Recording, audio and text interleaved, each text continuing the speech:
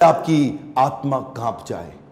एक बात कहूं, वीडियो पूरा देखिएगा अगर हिम्मत है आप में तो, और कोशिश करिएगा कि अंत में रोएं भी ना आप। इनका नाम है छत्रपति संभाजी महाराज। आपने छत्रपति शिवाजी महाराज का वीडियो देखा था। यह उनके ज्येष्ठ पुत्र 1657 में इनका जन्म हुआ। बचपन से आखिरी तक केवल संघर्ष। 2 साल की उम्र में ही इनकी माता का देहांत हो गया। मां जीजाबाई जो छत्रपति शिवाजी महाराज की मां थी, यानी कि इनकी दादी, उन्होंने इनको पालन पोषण किया। सोचता हूं कहां से शुरू करूं और कहां लेके जाऊं। अद्भुत बालक जिसके बारे में पूरी दुनिया को पता लगना जरूरी है। 13 साल की उम्र तक 13 भाषाएं सीख चुके थे। 13 साल की उम्र तक संस्कृत के विद्वान पंडित सारी रीजनल भाषाएं, भारत की पुर्तगालियों की भाषा, अंग्रेजों की भाषा, मुगलों की भाषा, साउथ इंडियन लैंग्वेज, सारी डेक्कन भाषा, कई शास्त्र लिख डाले। ध्यान दीजिएगा, शास्त्र पढ़ डाले नहीं बोल रहा। 13 साल की उम्र तक 13 भाषा और कई शास्त्र, बुद्ध भूषण और नखशिखा जैसे वो शास्त्र, और कई शास्त्र जहां पे इन्होंने अपने रायगढ़ के किलों की बात करी, गणपति का बहुत सुंदर गुणगान किया। हॉर्स राइडिंग, आर्मरी, तीरंदाजी और बॉडी बिल्डिंग, इन सब में तो इतने पावरफुल थे। एक्चुअली ना, अगर आप ध्यान से देखो तो ये एक रेयर कॉम्बिनेशन है शस्त्र और शास्त्र दोनों के। जो बच्चा या जो व्यक्ति शास्त्र पढ़ने में बड़ा एक्सपर्ट हो जाता है ना, फिर उससे शस्त्र उठता नहीं, और जो शस्त्र उठा लेता है वो शास्त्र पढ़ने में निपुण नहीं होता। अद्भुत बाल साहित्यकार जो साहित्य पढ़ता भी था और साहित्य लिखता भी था। हुआ क्या, बुद्धि और बल दोनों बढ़ गया। 60 किलो की तलवार लेके 16 साल की उम्र में पहला युद्ध रामनगर का जीता। छोटा बच्चा होता है ना, उसका मन होता है कि पिता के साथ समय बिताए, पर पिता उस समय मुगलों से लोहा लेने में व्यस्त हो चुके थे। लेकिन एक बार छत्रपति शिवाजी महाराज ने, अभी ये 9 साल के थे संभाजी महाराज, इनको क्या बोले, मेरे साथ चलो, आगरा जा रहा हूं मैं वहां के मुगल शासक औरंगजेब से मिलने।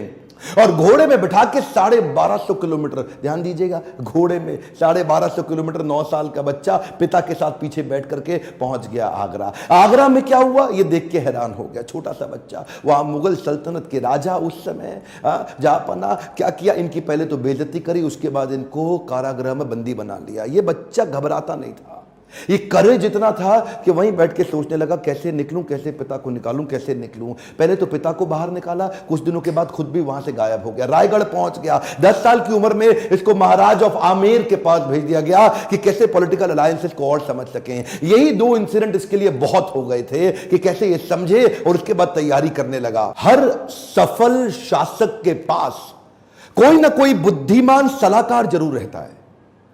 चंद्रगुप्त मौर्य के पास चाणक्य पंडित थे जिन्होंने धनानंद के सारे साम्राज्य को उखाड़ा था। ठीक इसी प्रकार इन्होंने उज्जैन के कवि कलश, उनको अपना सलाहकार, एडवाइजर, फ्रेंड, फिलोसोफर, गाइड बनाया, जो अपनी कविताओं के माध्यम से इनकी विचारधारा को तैयार किया करते थे, इनकी सोचने की क्षमता, इनके बैरियर्स को खत्म करते थे। वो उनके ऐसे महान इंटेलिजेंट एडवाइजर थे जो हमेशा इनके, कवि कलश को ये हमेशा अपने साथ रखते थे। पिता अभी युद्ध लड़ने में बिजी थे, इन्होंने 19 साल की उम्र से पिता के पीछे से अपने रायगढ़ के किले को संभालना शुरू कर दिया। 23 साल की उम्र में 1681 में पिता छत्रपति शिवाजी महाराज वीर मराठा, उनका देहांत हुआ। इन्होंने 1 मिनट समय नहीं देर गवाया, तुरंत तैयारी करी।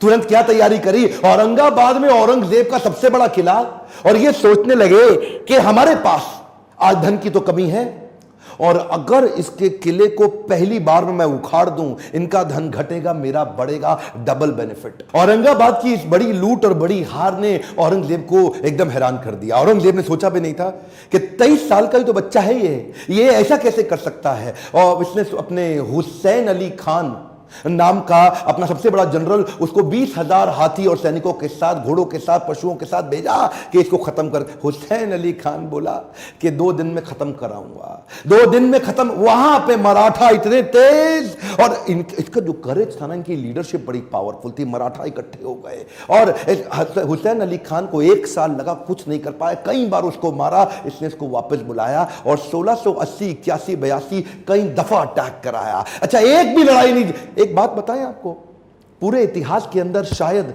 छत्रपति संभाजी महाराज ही अकेला ऐसा योद्धा रहा होगा हमारे देश से जिसने 9 साल के अंदर 120 लड़ाइयां लड़ी, लेकिन एक भी नहीं हारा। औरंगजेब सोचा पूरा नॉर्थ तो मैं जीत ही चुका हूं, अब तो केवल डेक्कन बाकी रह गया है। डेक्कन समझते ना, जो उस समय का जो दक्षिण था, अहमदनगर से नीचे लेके जो आज का केरला, कर्नाटका, तमिलनाडु, आंध्रा, हैदराबाद, जितना भी आज पूरा देखते हैं महाराष्ट्र मिला के, वो सोचा कि बस ये डेक्कन जीतना बाकी रह गया है। तो वो महाराष्ट्र की तरफ जब बढ़ने लगा तो वहीं औरंगजेब ने एक ट्रीटी साइन करने की कोशिश करी, एक कॉन्ट्रैक्ट साइन करने की कोशिश किया पुर्तगालियों के साथ गोवा में, ताकि समुद्री रास्ते से उनको एक और सपोर्ट मिले, उनके आमदन एम्युनिशन मिडिल ईस्ट से आ सके। औरंगजेब बहुत तेज था, बोला सोचा नॉर्थ से भी सपोर्ट लूंगा, पोर्चुगीज लोगों को साथ रखूंगा, साउथ से और निकालूंगा, तीनों चारों दिशाओं से खदेड़ के खत्म कर दूंगा, ये तो छोटा सा बच्चा है। इन्होंने जैसे ही पता चला संभाजी महाराज को, सबसे पहले ये गोवा में घुस गए। गोवा में जाकर के इन्होंने पोर्चुगीज को तो उखाड़ उखाड़ के बहुत फेंक फेंक के मारा और ये वापस आए। उसके बाद फिर लड़ने की तैयारी करी। मेरे हिसाब से छत्रपति संभाजी महाराज की सबसे बड़ी अचीवमेंट्स में एक अचीवमेंट तो यह रही कि इन्होंने 9 साल तक औरंगजेब को मराठाओं के बीच में घुमाता रहा। औरंगजेब एक्चुअली नॉर्थ छोड़ के यहां आ गया और मराठाओं के बीच में इतना घुमाया, 8 लाख की सेना, इनकी 20,000 की सेना, इन्होंने मराठाओं को इधर से मार उधर से मार, इतनी लड़ाइयां लड़ी, एक बार भी औरंगजेब जीत नहीं पाया। अच्छा हुआ ये क्योंकि इनको यहां बिजी रखा ना, जरा ध्यान दीजिएगा, तो उधर नॉर्थ में डेक्कन में बिजी रख करके उधर नॉर्थ में पंजाब के अंदर, बुंदेलखंड के अंदर, राजस्थान के अंदर स्वदेशी सल्तनतें वापस तैयार होने लगी। उधर 9 साल का गैप मिल गया ना, तो 9 साल के अंदर स्वदेशी ताकतें फिर खड़े होने लगी। हमारे देश के हिंदू राजा वापस आए मुगलों से लड़ने के लिए। ये इसको गोल गोल घुमाते रहे, इतना गोल गोल घुमाया कि पूरे भारत को जीतने का गोल हाथ से छूट गया। गोल गोल घूमा, गोल नहीं पूरा हुआ। औरंगजेब वो कहां रुकने वाला था, उसने नई तरकीबें लगानी शुरू कर दी। नीचे से सिद्दीस को साथ में लिया, मैसूर के राजा को अपने साथ में लाया, पुर्तगालियों को फिर ताकतवर बनाया, चारों तरफ से घेरने की कोशिश करी मराठाओं को। लेकिन ये उम्र से तो छोटे थे, लेकिन उम्र इनके लिए कोई बड़ी बात थी नहीं। ऐसे courageous, confident, powerful in decision making, leadership बड़ी अद्भुत, उम्र से काफी आगे चल रहे थे, इनोवेशंस बिल्ड करने शुरू कर दिए। क्योंकि धन पैसा कम था तो उन्होंने क्या किया, अपने इलाके के सारे मोचियों को और दर्जियों को इकट्ठा किया। उनको बोला आओ पेड़ से ना रबड़ का कपड़ा बनाओ निकाल करके, और लकड़ी की छालों को निकाल के तीर बनाओ, रबड़ के कपड़े को उसके आगे लपेट दो, एक तरफ तेल लगाओ दूसरी तरफ बारूद लगाओ। रबड़ का कपड़ा जल्दी जलता नहीं है, और तेल जला करके तीर को छोड़ दो, जैसे ही जाके निशाने पर टकराएगा उसका जो गन पाउडर है, बारूद, वो विस्फोट करेगा, भयंकर तबाही मचाएगा। नए नए इनोवेशन लेके आए। मैं बोल रहा हूं ना, बुद्धि से बहुत तेज थे। औरंगजेब को भी तो मानना पड़ेगा ना। हाँ, हारते थे, मार खाते थे, फिर खड़े हो जाते थे लड़ने को, हारते थे, मार खाते थे, फिर खड़े हो जाते थे, और अकेले नहीं लड़ते थे, लोगों को साथ में लेके मराठाओं को घेरने में। ये चिक्कादेव राय नाम का एक राजा था जो इनके साथ पूरी तरह मिल चुका था। इसने क्या किया, छत्रपति संभाजी महाराज ये सबको बोल दिए, एक ने भी अगर औरंगजेब के धर्म परिवर्तन के मिशन में मदद करी, उखाड़ के सारी नस्लें खत्म कर दूंगा, बर्बाद कर दूंगा। मराठा हूं मैं, अपने देश के लिए काम करता हूं। और वो चिक्कादेव राय के बाद पुर्तगालियों को और सिद्धियों सबको खत्म करते चले गए। सबसे एक बात ना औरंगजेब के समझ में आ गई कि ये जो लड़का है ना, इसको मार नहीं सकते, इसको हरा नहीं सकते। संभाजी राजे भोसले 9 साल तक इनको पीटते रहे, मारते रहे। समझ में आ गया औरंगजेब इसको नहीं हरा सकते, सामने से तो नहीं लड़ सकते, कुछ और क्यों ना करें।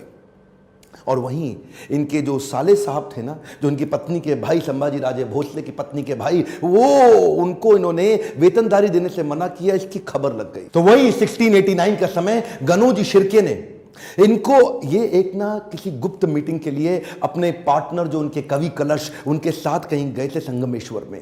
और वहीं गनोजी शिर्के ने इनके एक जनरल को, आर्मी के, औरंगजेब के, उसको बता दिया कि ये गुप्त रास्ते से जाओ, इनको आप खत्म कर दोगे। और वो लेकर के मामूली से 2000 लोगों को लेके पहुंच गया इनको पकड़ने के लिए। 8 लाख लोग तो हरा नहीं पाए, इनको पता था नहीं हरा सकते, 2000 से हारना पड़ा। क्यों? क्योंकि धोखा दिया गया। गनोजी शिर्के बेईमान हो गए, अपना परिवार का इंसान बेईमान हो गया। हाँ, हमें तो गनोजी शिर्के ने लूटा, औरंगजेब में कहां दम था, अपनी कश्ती वहां डूबी जिधर पानी कम था। गनोजी शिर्के ने वो गुप्त रास्ता औरंगजेब के जनरल को बता दिया। ये लेकर के सिपाही सेना वहां जाके पहुंच गए, निहत्ते जाकर के उनको पकड़ लिया, कब्जा लिया, साथ में कवि कलश और इधर छत्रपति संभाजी महाराज। दोनों करते क्या ना करते, 8 लाख लोग मिलकर के नहीं इनसे लड़ सके। चोरी से इनको जाके पकड़ लिया। औरंगजेब अंदर तक खुन्नस खाया हुआ था संभाजी महाराज से। कवि कलश संभाजी महाराज को लेके ऊंट से उल्टा टांग दिया, उल्टा टांग के पूरे शहर में घुमाया, बहुत मारा पीटा, लोगों को बोला इन पे मूत्र त्यागो, इनको मारो, पत्थर फेंको। उसके बाद बुला के बोला 3 प्रश्न, मराठा किंगडम मेरे हवाले कर दो, ट्रिब्यूटरी प्रिंस बना दूंगा, जो सोना गहना छुपाया चोरी किया है मुझको वापस कर दो, और किसने तुम्हारी मदद करी उसका नाम बताओ, तीसरा अपना धर्म परिवर्तन कर लो। ये 3 काम कर लो, आज ही जीवित बचोगे और मेरे साथ रहोगे, ताकतवर बना दूंगा तुमको। संभाजी महाराज और कवि कलश की आंखों में इतना सा भी डर नहीं था। उसको बोले कि मैं मराठाओं की जमीन तुम्हारे नाम नहीं करूंगा, अपने धर्म का बलिदान नहीं करूंगा, 1000 बार मारो, अगली बार फिर जन्म लूंगा, अपने ही धर्म में लूंगा। रुका नहीं औरंगजेब। इन दोनों ने अन्न जल का त्याग कर दिया और शरीर को लेकर सुन्न हो गए। वो उनके नाखून उखाड़ते चले गए, आंखों में मिर्चियां डालते चले गए। उसके बाद जलती सलाखें लेके आंखों में डालते वक्त फिर पूछा, उसको भी डाल दिया। ये बोले नहीं कुछ भी, ये शांत खड़े रहे। पीड़ा बहुत हुई लेकिन ये नहीं बोले हमको छोड़ दो, माफ कर दो। उंगलियां काटनी शुरू करी, पांव की काटी, पांव काटे, हाथ काट दिए, बालों को उखाड़ दिया, वो हाल किया। उसके बाद धीरे धीरे खाल उतारने लगे। हर बार पूछते थे 3 प्रश्न, अपना धन दे दो, जमीन दे दो और धर्म परिवर्तन कर लो। ये सुन्न खड़े रहे वहां पे। ये दर्दनाक सिलसिला 40 दिन तक चलता रहा। औरंगजेब रोज शाम को आके उनसे पूछता था, बता दो बता दो, और आखिरी में बोला कि मैं तुम्हारे आगे हार मान गया। मेरी 4 संतानें, अगर मेरा एक भी बेटा तेरे जैसा होता ना संभाजी महाराज, पूरे देश को मुगल सल्तनत बना देता, इस देश को, भारतवर्ष को मुगल सल्तनत बना देता। तेरे आगे मैं हार मान गया। काट डालो उसका शरीर, काट डालो उसका शरीर। टुकड़े टुकड़े कर दिए उनके, वाघ नख लेके छोटे छोटे टुकड़े करके उनको बोला नदी के पास फेंक दो। समस्त मुगल राजाओं में